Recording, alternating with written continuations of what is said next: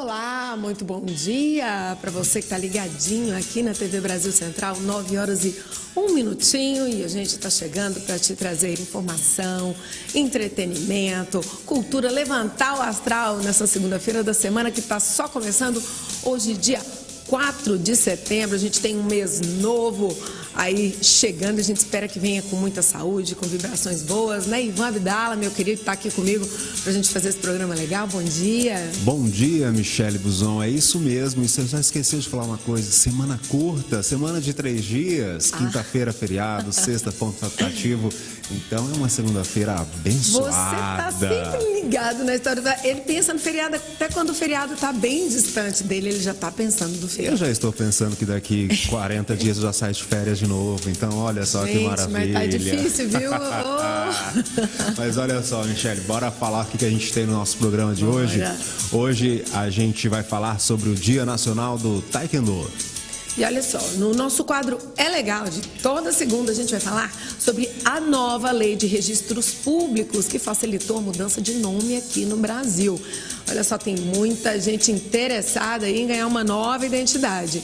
E a gente vai saber, então, o que está dentro da lei, ou seja, o que pode e o que não pode com relação a essa mudança de nomes. E tudo que aconteceu no fim de semana no nosso futebol, quem traz é ela, Beatriz Mona. É isso mesmo, os resultados dos times goianos no Campeonato Brasileiro, daqui a pouco a gente confere. Então se ajeite aí, porque o TVC Mais está no ar. Bora!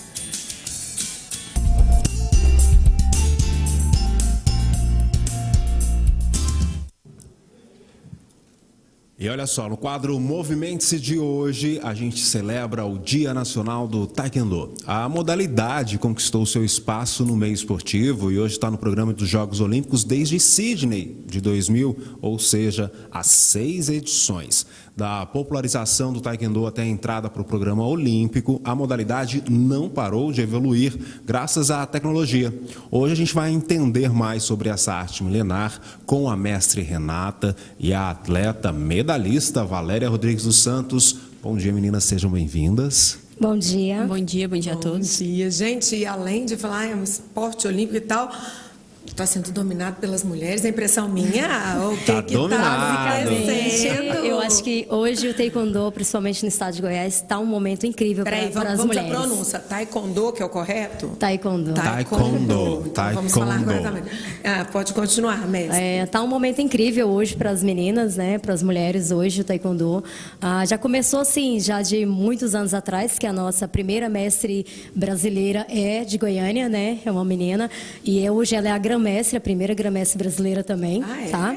Hoje as 2 coordenadoras técnicas são também de Goiânia e são meninas também, tá? As 2 melhores medalhistas, né, do estado de Goiás, a Valéria e a D'Angela, também são as 2 mulheres, né? São as maiores medalhistas hoje. E eu também coordeno um dos maiores centros de treinamento do estado de Goiás, é o meu também, coordenado por uma mulher também. Gente, ou seja, assim, não brinca com elas não, hein? Eu tô de queixo caído com esse tanto de mulher à frente. Estamos ganhando nosso esporte. espaço e alavancando cada vez mais o Taekwondo. Então, Renata, conta pra gente como é que surge essa prática esportiva, como é que ela chegou aqui em Goiás também? Olha, o Taekwondo, ele veio pelo coreano, né, que chegou no Brasil, e tivemos a honra de ter o grão-mestre sobrinho, hoje com o 8º Dan, tá, que é nosso mestre. Ele conheceu o Taekwondo na militar, né, quando ele era militar.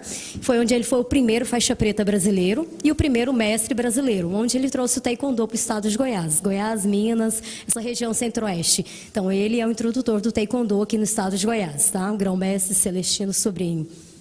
E eu estava aqui observando, porque durante muitos anos, eu acho que muito por preconceito, a ideia das pessoas é de que mulheres que se aventuravam em ofícios, em esportes tradicionalmente masculinos, elas não são tão femininas. E a gente vê aqui essa mestre super vaidosa, toda linda, toda feminina. Porque tinha aquela ideia, não, mulher que joga futebol, ela é muito sem vaidade, de qualquer jeito, ou então vai para o esporte, né, de lutar, não é porque ela não tem feminilidade. E aí, Valéria? É uma situação que, principalmente mais antigamente, né, nos últimos décadas, a gente se deparava muito. Mas eu acho que hoje a sociedade já está um pouco diferente, já está um pouco mais adepta, né? Está melhorando, graças a Deus. Está melhorando. Nossa. E o pessoal, às vezes, também confunde uma situação que eu que eu acho que é bem delicado. Por exemplo, o esporte é para todo mundo, né? A vestimenta do esporte, ela é igual para todo mundo. Então, a gente vai se vestir de acordo com o que demanda aquele ambiente. Nas artes marciais, a gente usa o dobo, né? Com o taekwondo é dobo. É dobo, não é kimono, é Não, dobo. é diferente porque é uma palavra em coreano. Então, seria tipo uniforme específico, mas no linguajar, né, coreano. Então, assim... então, não é que nós não somos femininas, mas se você olhar para um homem, estamos vestidos iguais, né? Porque no esporte de artes marciais, ele vem do militarismo, onde todo mundo é igual, né? Então, o uniforme é o mesmo para todo mundo. O pessoal dá umas confundidas nisso daí, mas não significa. Claro que na hora de uma luta lá, a mestre Renata não ia estar com esse brinco de argola, porque ela ia ficar sem orelha. Mas aqui ela mostrou toda a vaidade, toda linda, maquiada e tal. Agora, já que a Michele puxou para você, deixa eu perguntar, deixa eu confirmar o seu currículo aqui, porque é extenso. 11 vezes campeã brasileira, campeã sul-americana, vice-campeã mundial militar e bronze no campeonato pan-americano. É isso mesmo? É isso mesmo. Eu que não Esquecemos de quero arrumar nada. briga com uma mulher dessa, gente. Conta pra gente como é que começou o taekwondo na sua vida. Bom, eu sempre fui uma criança muito imperativa, então eu dava muito trabalho em casa, né? Tinha muita energia para gastar e não tinha onde gastar. Então, eu fiz muitos e muitos esportes até encontrar o taekwondo. Então, foi por uma indicação médica, porque eu era uma criança muito imperativa. E o meu irmão, ele já fazia, praticava, né, taekwondo. Então, meio que eu fui influenciada por ele. Tive uma facilidade inicial, né, quando eu comecei. Eu falei, não, eu acho que eu consigo. Meu mestre me incentivou muito. E desde então, aí eu... Olha esse desempenho. Passou quantos anos? Ui. Eu tenho 17 anos na minha carreira esportiva e gosto muito disso. Eu acho que eu me encontrei nessa modalidade, né? Você acha? Eu tenho certeza, mulher. Dentre Olha. todos esses, eu conquistei 11 títulos brasileiros. Eu só conto os da categoria profissional, não conto das categorias de base. E o Pan-Americano, na verdade, eu consegui 3 bronzes em Pan-Americano, sempre batendo na trave. É uma das coisas que eu sempre falei, não é possível, né? Mas sempre tive entre as melhores do pódio ali a nível do continente americano. Já cheguei a ser a 3ª melhor do mundo. Olha! No ranking internacional. E eu fico muito feliz, né, de vir de Goiás, né, e estar aí incentivando as novas gerações. E você mora aqui hoje? Moro Tá aqui. morando? Porque tem muito atleta que começa aqui, desponta aí no cenário nacional, acaba indo eixo Rio, São Paulo, que fala das oportunidades, que facilita mais para participar de alguns campeonatos. Eu morei 8 campeonatos. anos em São Paulo. Eu fui contratado pela Marinha do Brasil para ser atleta, né, das Forças Armadas. E aí compus esse quadro durante 8 anos. Mas sempre vinha para cá para participar das seletivas para os campeonatos brasileiros, Copa do Brasil. Representando o nosso Goiás. E como eu fiquei, assim, né, tive essa felicidade de ficar até por mais de 7 anos na seleção brasileira como titular, então eu ficava viajando muito fora, porque o calendário do taekwondo é muito extenso. Então, todos os finais de semana estava em um lugar diferente, eu nunca conseguia voltar para casa, até minha família falava, nossa, mas quando é que você vai vir? Uma pessoa hiperativa, isso é um super tratamento. Não parou um minuto. Agora, mestre Renata, a gente vendo aí que ela, né, tinha essa hiperatividade na infância, e os pais procurando. A porta de entrada para a criança é sempre assim, o pai tentando ocupar a criança de alguma forma? Tem, a maioria sim, mas hoje está tendo muitos problemas psicológicos, né, na infância.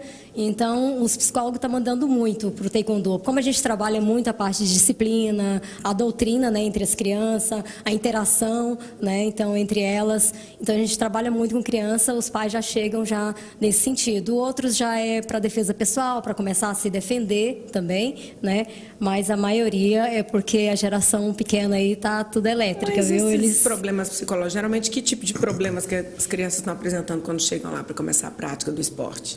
Olha, eles têm déficit de atenção, tem algumas especialidades mesmo que eles têm, né? Dificuldade mesmo em aprendizado, em contato com outras pessoas, principalmente aí na época da pandemia, tem muita criança, tem muitos alunos de 3, 4 anos que viveu uma fase grande na pandemia, então eles têm uma dificuldade grande de interagir com outras crianças, de vivenciar com outras pessoas. Então já pode começar com 3 anos? A partir de 3 anos. E tem idade limite?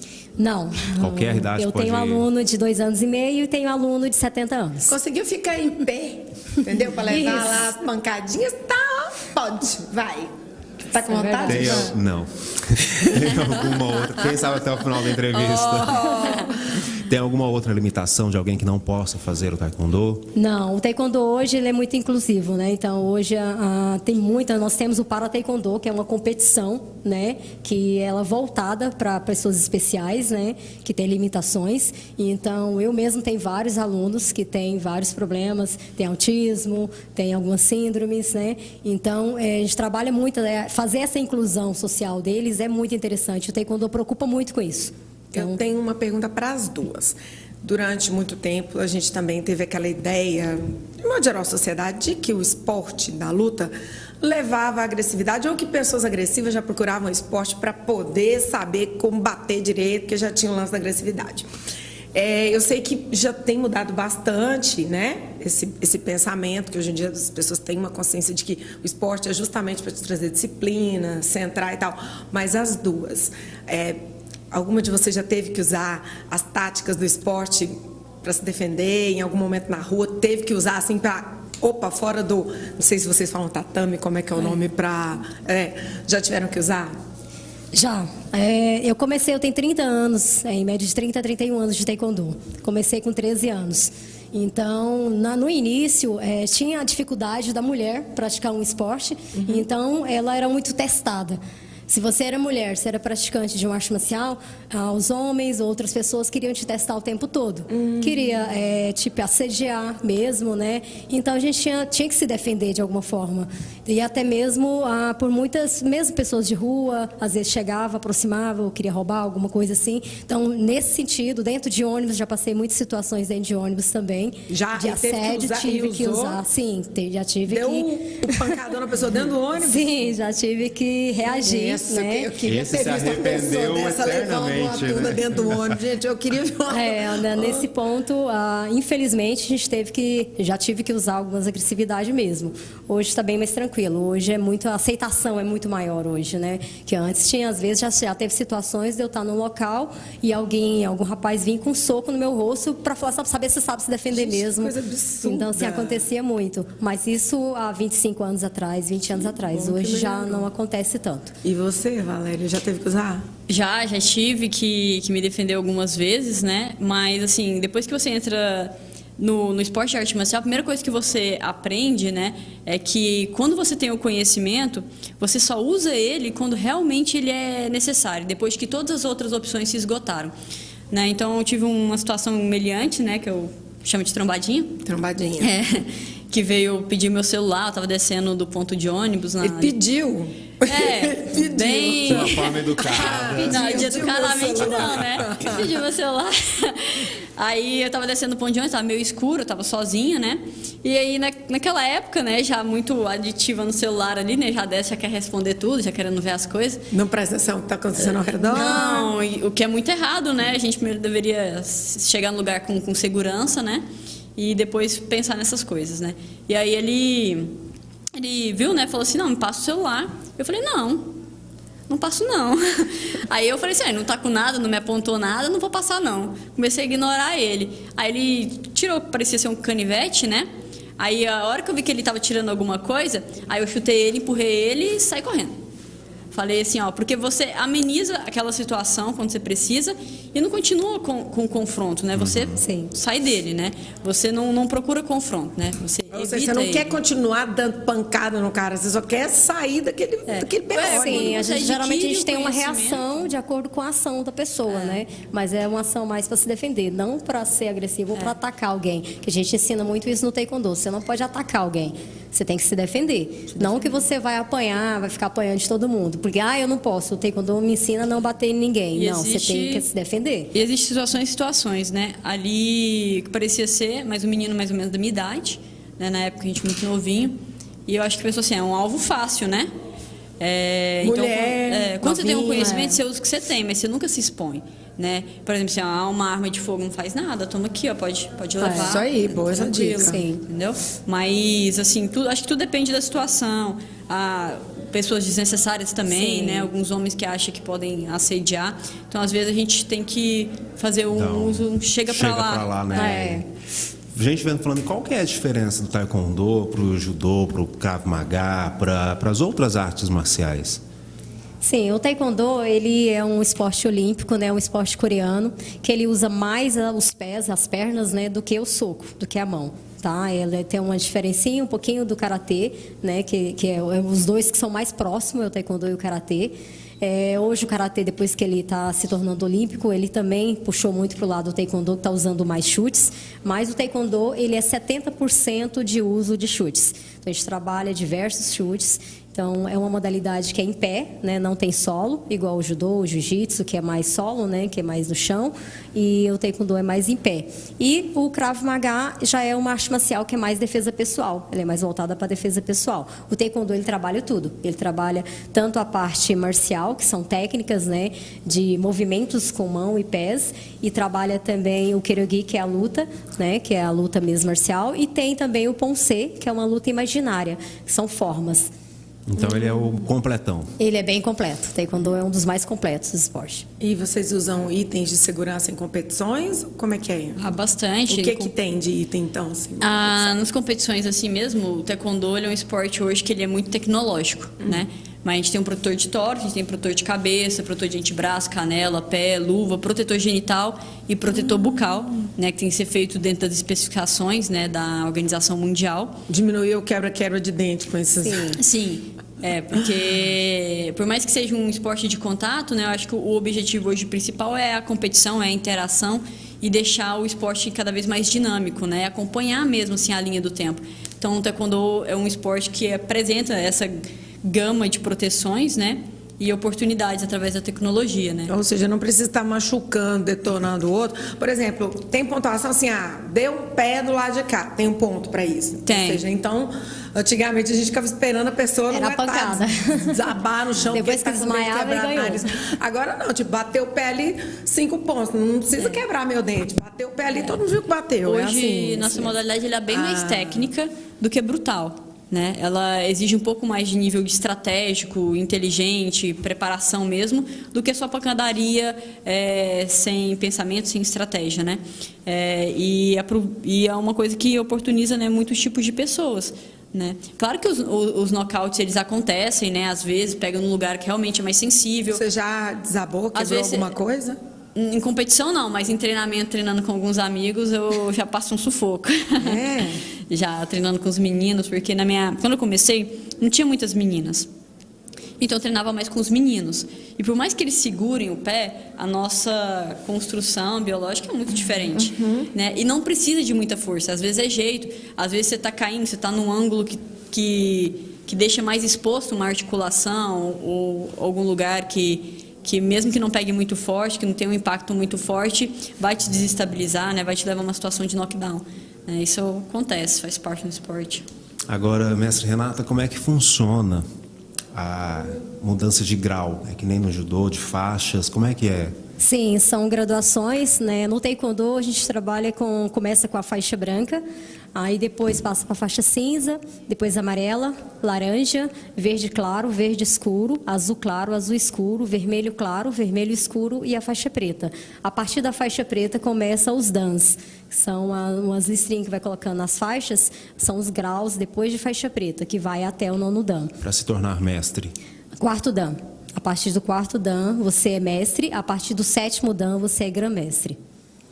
A gente estava falando de equipamentos, né, para as disputas. Eu estava vendo aqui, tem sensor nesses equipamentos, então, para ver pontuação? Não é só no olhômetro do árbitro, não? Não. Antigamente, quem computava todos os pontos eram os árbitros, né? No olhômetro. Tipo, vi que bateu ali. E apertava o botão para né, o joystick dos árbitros, né? E apertava para cada competidor que eles achavam que tinha efetuado do ponto.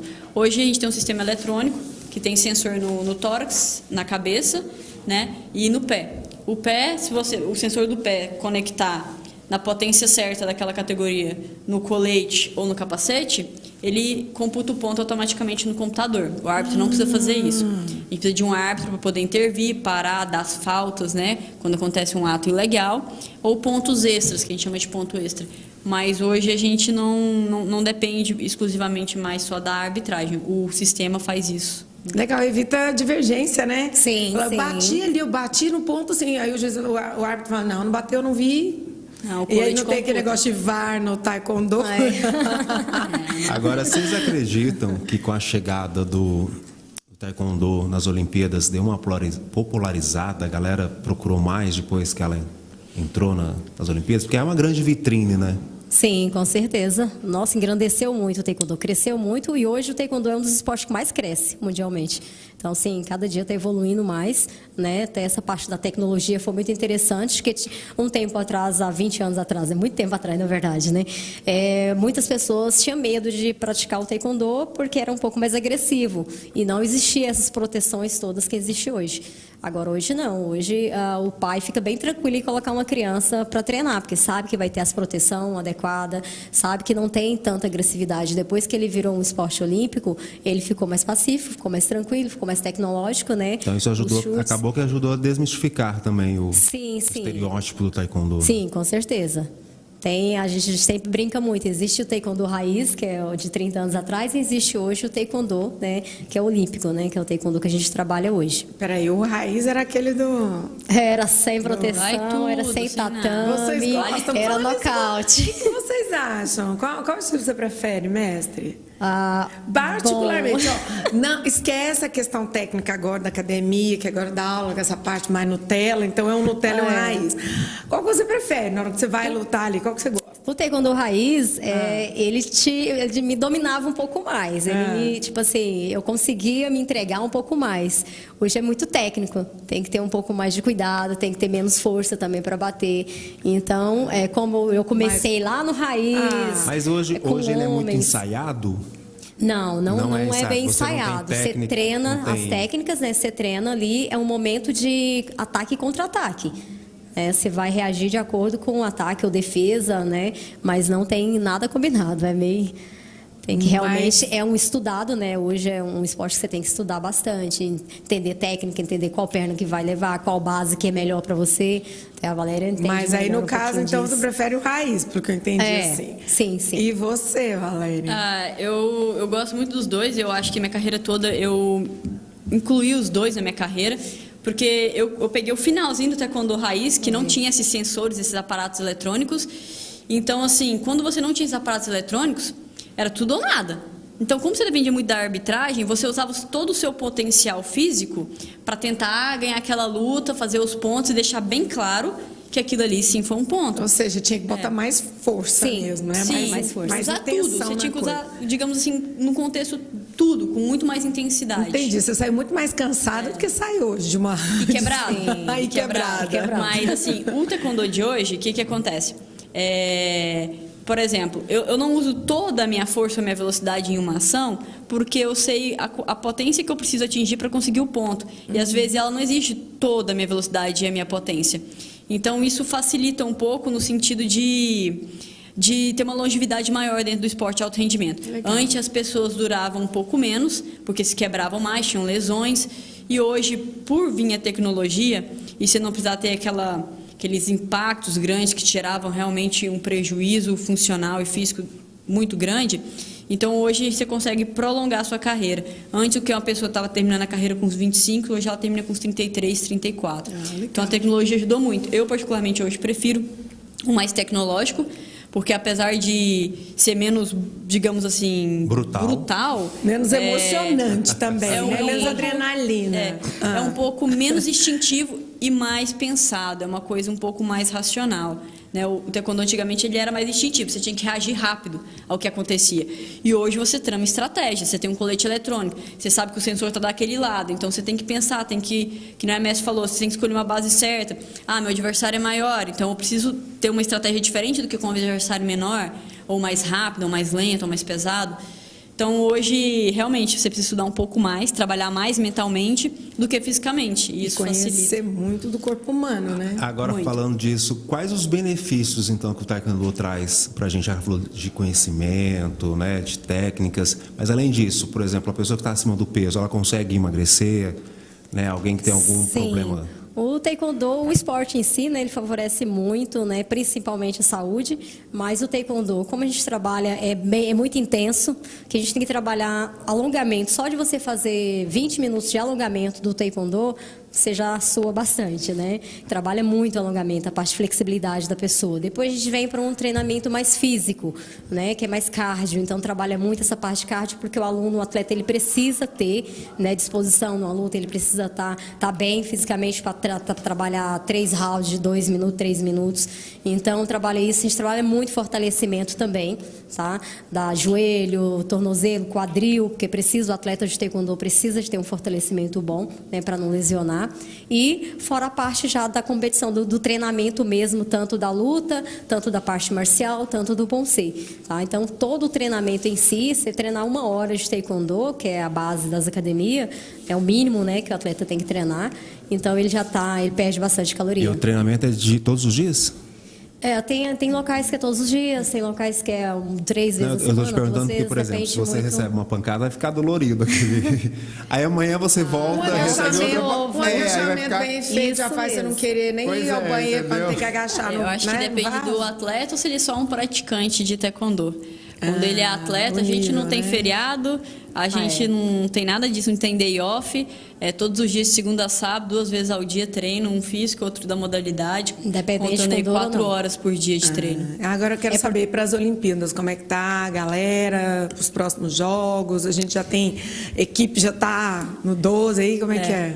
Eu tive a oportunidade de participar do Processo Olímpico de 2016, participei do Aquece Rio, que é o evento pré-olímpico, né, o evento teste das Olimpíadas.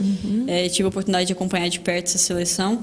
E hoje, para Paris 2024, a gente ainda está pleiteando as vagas. Eu acredito que isso deva acontecer realmente no ano que vem. Aí tem as seletivas agora. Tem as seletivas continentais, tem a possibilidade de classificar pelo ranking internacional, ranking olímpico, né?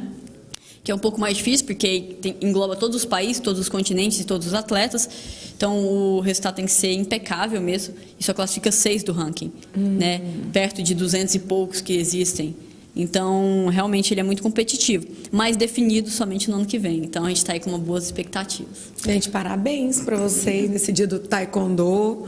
Mulheres nos representando muito bem. Agora, antes da gente encerrar, só mais uma pergunta para deixar aquele gostinho para o telespectador. Manda ver. Para quem, né, nunca experimentou a prática, o que vocês falariam?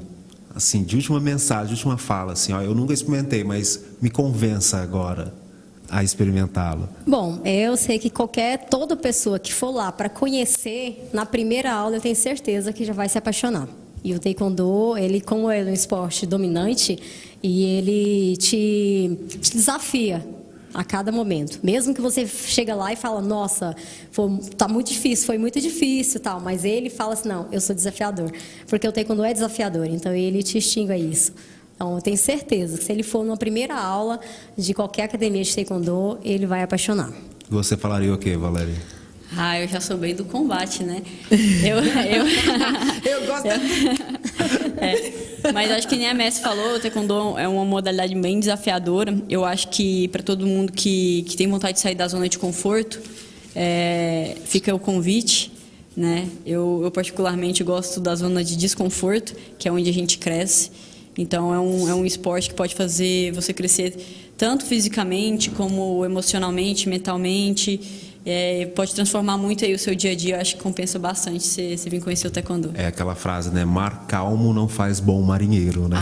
Mas hoje, se você falar pra mim, eu não tô querendo ser boa marinheira, não. Eu tô querendo, calma. Ficar no mar calminho, porque, nossa, chega de tempestade. Olha só, a gente vai ter um papo aqui com a mestre Renata, ela é professora de taekwondo, e também com a Valéria Rodrigues dos Santos, atleta medalhistas. Meninas, cada vez mais sucesso para vocês, viu? Obrigada. Parabéns, viu? Pessoal. Parabéns. Continue nos dando orgulho e mandando para frente aí nesse esporte tão bacana e incentivando a mulherada a participar. Estou gostando de ver. Não é? Oh. Agora a gente vai para o intervalo comercial, é o tempo de você se hidratar, porque no próximo bloco tá recheado, viu? Sai daí não. Bora, rapidinho.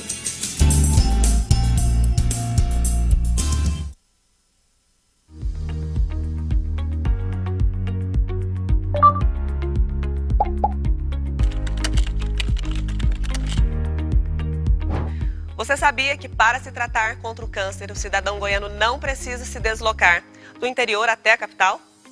Isso mesmo. Até 2019 era tudo mais complicado.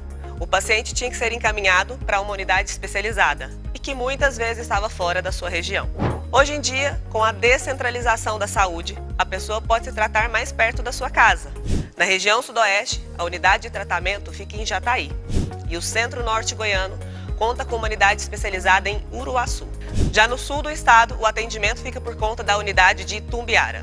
Além disso, existem mais 6 policlínicas regionais, nos municípios de Posse, Quirinópolis, Goianésia, Formosa, Goiás e São Luís dos Montes Belos. Além da reabilitação e atendimento psicológico, outro importante auxílio ao tratamento em todas as unidades é o acompanhamento nutricional, para prevenir o quadro de desnutrição dos pacientes e evitando, claro, a perda de peso. Essa rede de apoio ajuda no diagnóstico e contribui para o tratamento mais rápido, que eleva a chance de cura em até 95%. Para mais orientações, procure o posto de saúde mais perto de você. Previna-se. Cidadania em Pauta, um projeto do Núcleo de Informação, Cultura e Entretenimento da Agência Brasil Central. Aí galera, eu, Daniel de Paula, chego com você à 1 da tarde com o novo TBC Esporte. E a partir das 18h30, eu e os meninos chegamos com o TBC Esporte segunda edição. Você não pode perder. E as novidades aqui na TV Brasil Central, elas não param. O nosso esporte crescendo cada dia mais, não é, Luquinhas? É isso aí. Domingo, às 20 horas, vem o TBC Esportes. Com muita informação, os gols da rodada, com toda a turma da Brasil Central. Conto com a sua audiência.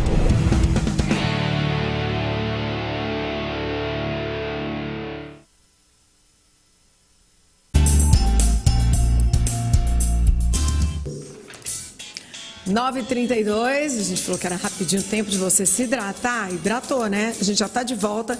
E agora com o nosso quadro É Legal de toda segunda-feira, porque a gente quer saber sobre coisas, o que é legal, o que não é legal dentro de diversos assuntos. O assunto hoje é a nova Lei de Registros Públicos.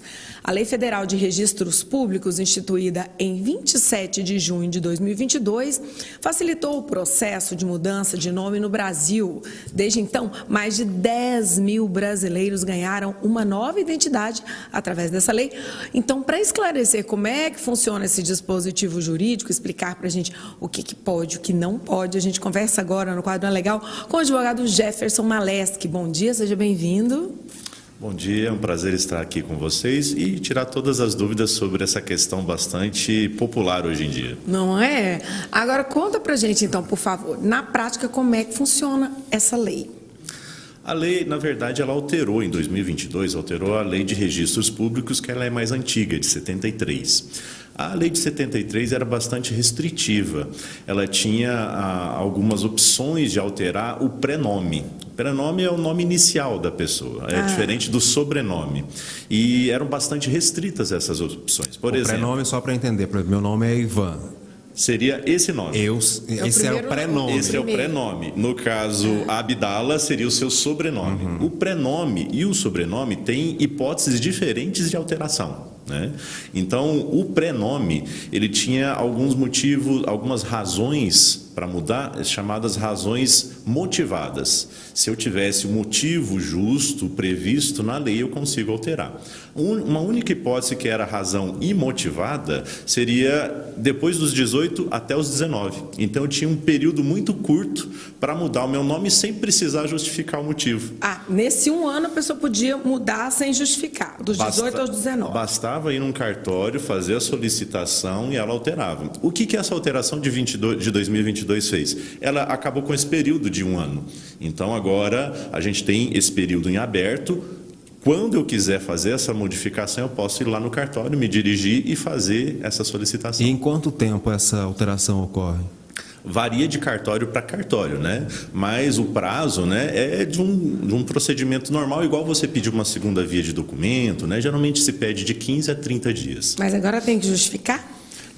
Porque tirou esse 1 ano, então agora é todo tempo sem justificar. Não, agora ficou tranquilo porque, por exemplo, eu já passei dos 18 faz tempo, mas se eu quiser solicitar a alteração do meu prenome agora, ela é possível, mesmo que eu não precise justificar. Eu quero mudar de Jefferson para Jeff. Tranquilo, vou lá, faço a solicitação e peço a troca. Gente, então agora realmente a gente tem independência com o nome. Tipo, não importa que nome te colocaram, porque tem muita gente que sofria constrangimento com nomes estranhos, né? Misturas de nomes estranhos, às vezes nomes de objetos, de situações. Aí a pessoa falava, gente, eu sei porque eu conheci uma mulher que chamava, por exemplo, Sintética. Cara, é meio complicado, né? Você fala, gente, que coisa estranha, um nome que toda vez que a mulher falava, a pessoa faz aquela cara de, é isso mesmo? E tem N nomes, assim, estranhos. Agora a pessoa pode mudar. Mas e o sobrenome? Porque eu vi gente parece que mexendo nessa parte também. Qual que é a regra para sobrenome? Sobrenome a gente já tinha aquela regra em caso de mudança de estado civil, né?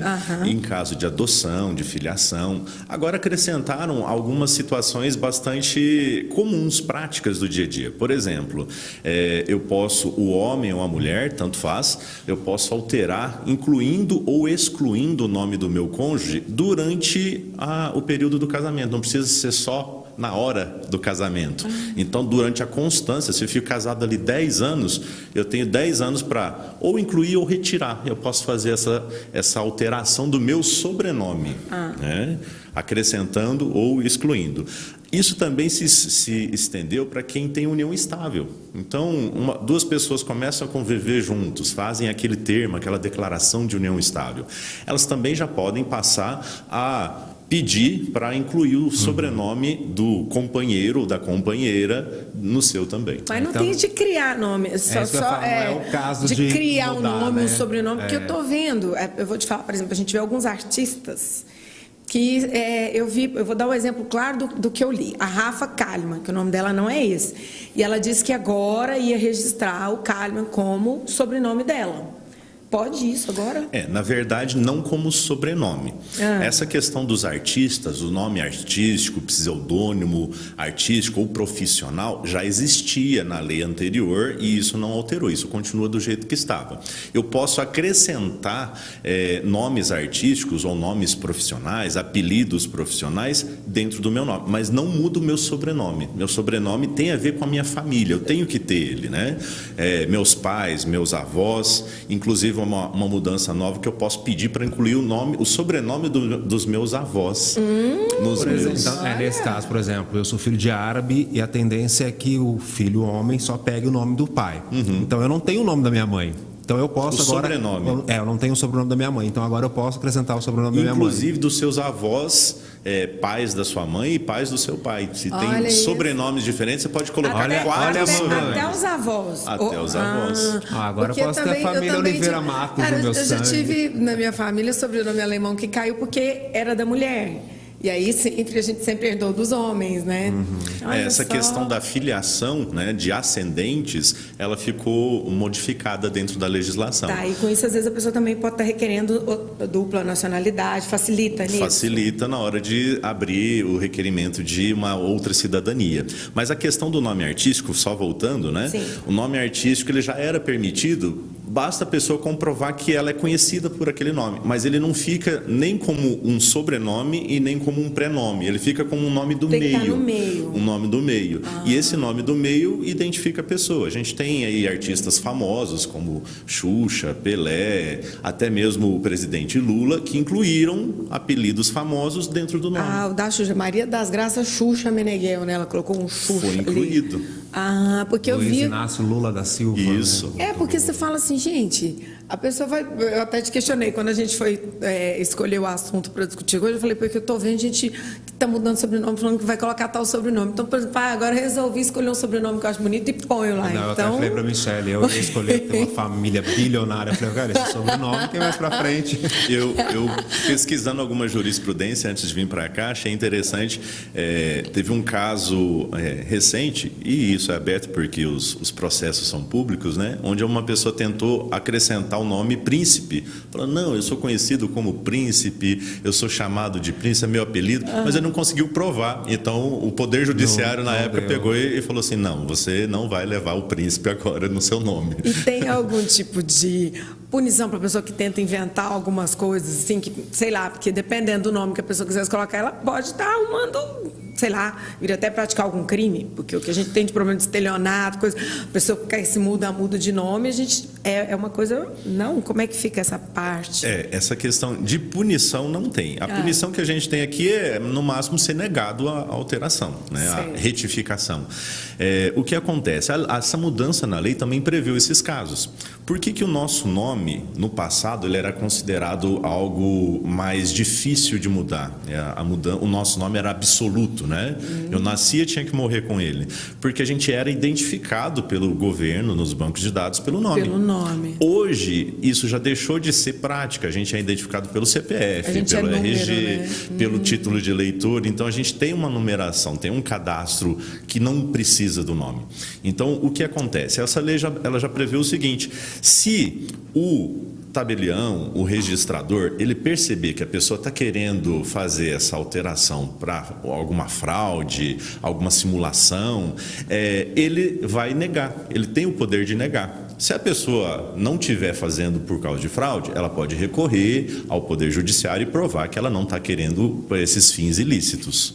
Mas a questão é, toda alteração vai ficar averbada na certidão da pessoa. Vai ficar mostrando lá, olha, o nome dela antigo era essa, o CPF, o RG, título de eleitor, carteira de trabalho, passaporte eram esses e o novo nome é esse. Então, não tem jeito de correr de alguma fraude, alguma tentativa de estelionato, alguma coisa assim, fugir das dívidas, né?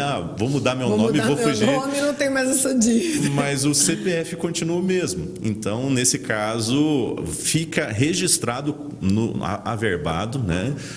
Lá dentro da certidão de nascimento, qual era o nome antigo, toda a documentação, a numeração e o nome novo. Então a pessoa não vai conseguir usar esse jeitinho para tentar escapar, fazer alguma fraude. Você pegou o nome do cônjuge? Falando aí, não. Não? Mas você vai resgatar agora o da mamãe? Da mamãe, talvez. Agora vai. Agora, o senhor falando de recém-nascido aí, existem muitos casos que o casal vai lá, conversa, vamos chamar Michele. Gente, isso é um problema. Aí o pai vai, porque normalmente a mulher está de resguardo ainda, o pai chega lá e fala, Michele, não, vou colocar Valéria. E aí quando chega a mãe fica brava. Nesse caso a mãe tem o direito também de ir lá e mudar? A lei prevê o seguinte, o casal tem direito de alterar o nome da criança nos próximos primeiros 15 dias no cartório. Por causa de algum erro, por causa de algum desentendimento. Mas que bom que tem isso. Tem quanto tempo que tem isso? Desde 2022. Olha, agora, gente, ano passado. Porque o que já teve de mulher, acho que quase relacionamento acabando e tal, porque o bendito do pai da criança pega lá o documento da maternidade e registra do jeito que ele quer. Mas tem questão até, por exemplo, né, o meu avô nordestino, minha avó queria Dalcler com R. Meu avô chegou lá e falou Dalcler. E virou Dalcler, coisa que minha mãe não gosta, porque virou um acento agudo no lugar onde era um R. Só tem uma pequena ressalva aí. Quando vai solicitar essa alteração, o casal tem que estar de acordo.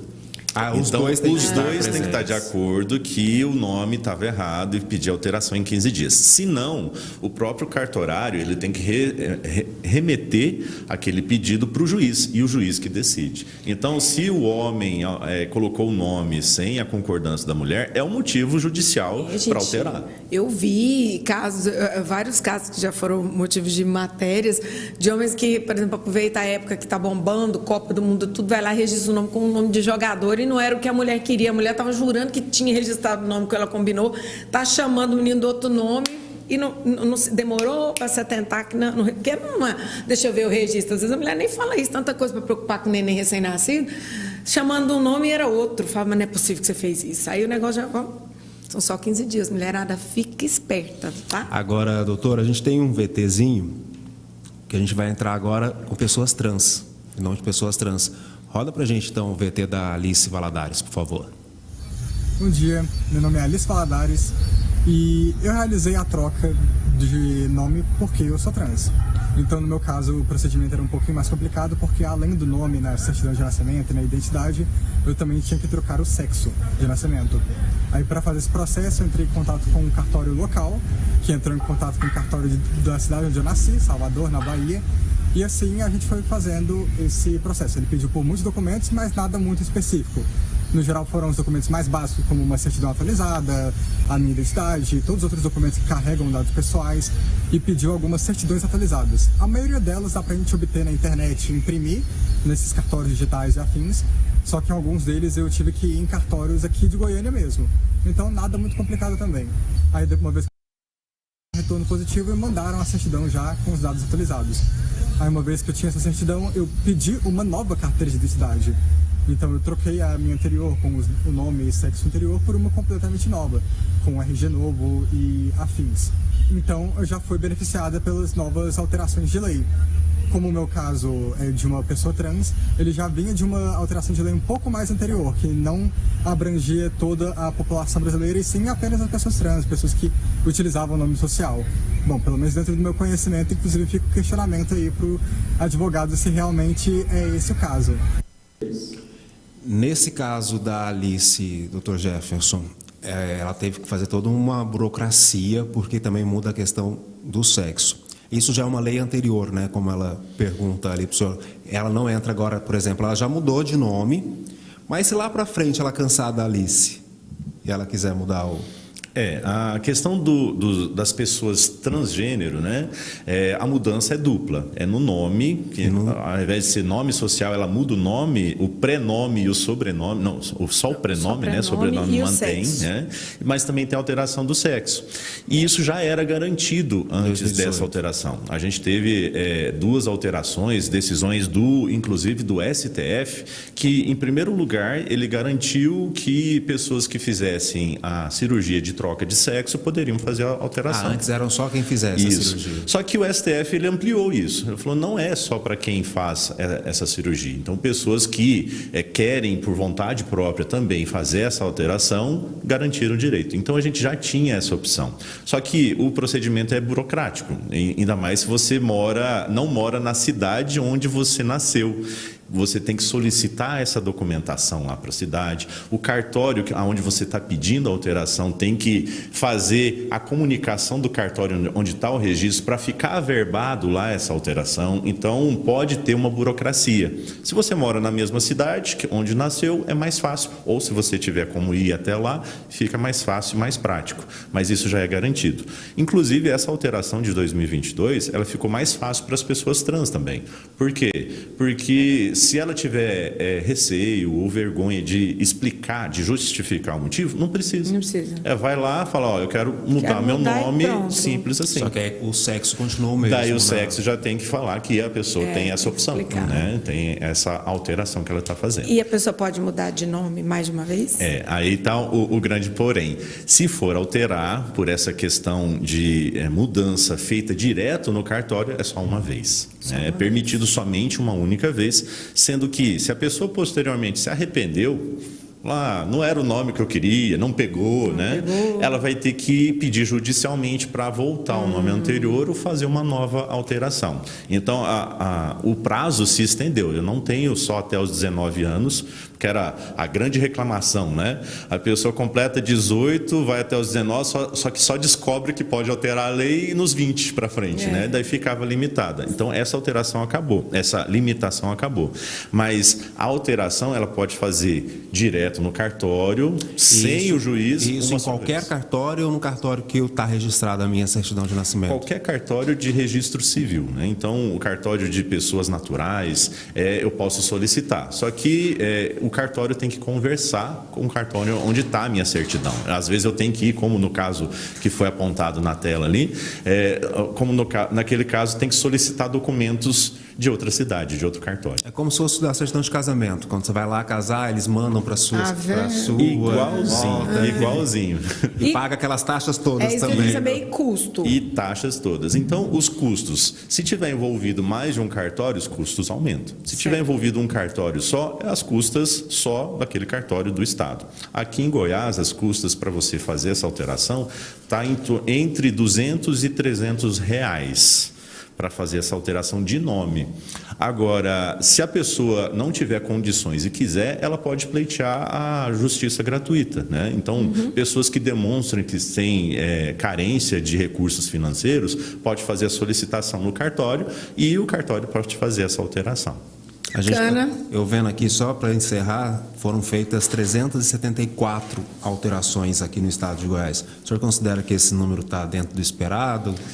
Eu acredito que agora, com a divulgação da informação, essa tendência aumente. Né? Até por pessoas mais velhas, pessoas de mais idade. Não só jovens, né? Mas pessoas que perderam a oportunidade de mudar o nome anteriormente, porque não tinham esse conhecimento e essa liberação, mas agora vão poder mudar. Então, e às vezes usam aquele apelido a vida inteira, a pessoa nem sabe qual que é o nome verdadeiro dela, porque ela só usa o outro, mas não tem no registro. Eu trabalho aqui há 13 anos, eu não sei o nome da pessoa, porque desde que eu entrei é chamado pelo apelido. A gente tem colegas aqui, tipo Pastel, tem gente que não sabe o nome dele é Luiz. Não precisa mudar, que é legal. Mas assim, tem muita... sabia Luiz aí, ó. Luiz Alvarenga. Então, assim, às vezes a pessoa tem um nome que ninguém nem sabe que é aquele nome, porque ela usou a vida inteira um nome, digamos, social, um apelidinho que ela acha legal e ela quer botar aquele nome. Tá só a chance aí agora. Exatamente. Então é uma oportunidade até para a pessoa morrer com o nome que ela quer, né? Tá lá no leito de morte, fala assim, eu quero morrer com o meu nome que eu mesmo escolhi, né? Então, com essa divulgação de informações, a gente tem a tendência de, num primeiro momento, ter um aumento desse número de pedidos. Bom demais. Então, Jefferson Malesca, advogado, trazendo aí os esclarecimentos para a gente sobre essa nova lei aí de registros nos cartórios que permitem as alterações de nome, que ficou muito mais simplificado. Obrigada, doutor Jefferson. Eu que agradeço pela oportunidade, fico aqui à disposição de vocês. Obrigada. Obrigado. Agora, faltando 9 minutos para as 10 da manhã, é hora da gente saber o que rolou no futebol, então roda a nossa vinheta.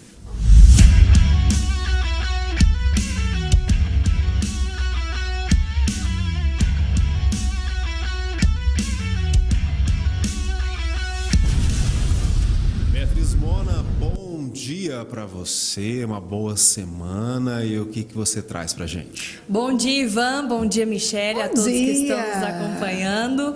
Bom, a gente traz os detalhes, né, todos os resultados dos times goianos no Campeonato Brasileiro, e a gente começa com o Dragão, que venceu fora de casa o Avaí e se aproximou do G4. Os detalhes do jogo a gente confere agora. O Atlético começa com o Shailon levantando na área o cabeceio, bola para fora, tentativa do Dragão. Mais um cruzamento, mais uma cabeçada para fora. Só que agora teve escanteio. Kelvin levanta, Heron tenta e Luiz Fernando manda para a rede. É o gol do Dragão. 1-0 para o Atlético. Olha aí o escanteio cobrado. O tiro de cabeça do Heron e o Luiz Fernando completando o rebote. 1-0. Mais uma vez para você aí, ó, por outro ângulo. Subida do Heron e a conclusão do Luiz Fernando. Cobrança de falta pro Avaí. William Potker perde a oportunidade, quase. Mais uma vez para você aí, ó, a chegada do Potker, sozinho. Agora é Thales que levanta até Poveda. Tentou e o Ronaldo ficou com ela. Escanteio. Alan tenta de cabeça, essa foi para fora. Agora é o lance do pênalti, né? Cortez derrubando o Matheus Peixoto.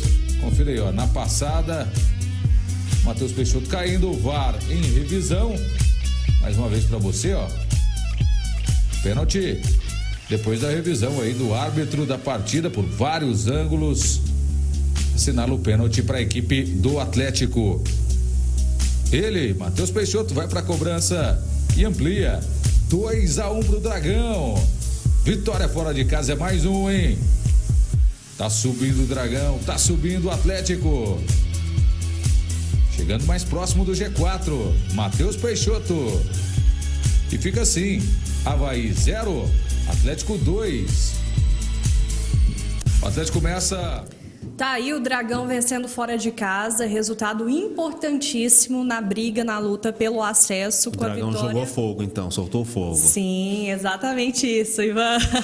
Com a vitória, o Atlético chega aos 41 pontos e fica próximo do G4 em 8º lugar.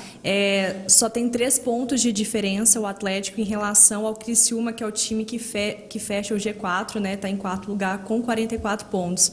Então, assim, o Atlético conseguiu uma reabilitação muito boa desde a chegada do Jair Ventura e está caminhando para a conquista desse objetivo principal, que é o acesso à Série B do Campeonato Brasileiro. Então, uma vitória muito importante do Dragão fora de casa. A gente sempre fala aqui que as vitórias em casa são importantes, mas fora de casa mostra é ainda melhor, força, né? Empatar, Mone. Pois é, o Goiás empatou com o Internacional em casa, na Serrinha, e os detalhes do jogo a gente confere agora.